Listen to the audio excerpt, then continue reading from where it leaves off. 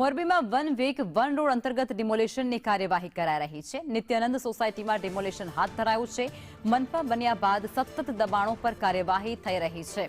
Police બંદોબસ્ત સાથે આ ડિમોલેશનની કામગીરી કરવામાં આવી રહી છે, જેથી કરી કોઈપણ પ્રકારનો અનિચ્છનીય બનાવ ત્યાં ન બને।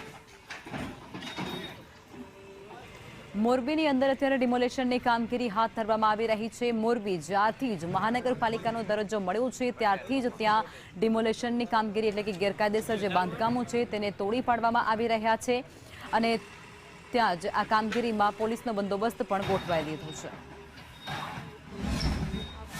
રોડનો વિસ્તાર છે ત્યાં અમે વન વીક વન રોડની કામગીરી હાથ ધરી છે અને આ રોડ પણ જે સરકારશ્રીની ગ્રાન્ટથી એમાંથી મંજૂર થઈ ગયેલું છે એટલે ટેન્ડર પ્રોસેસ હાલ ચાલી રહી છે।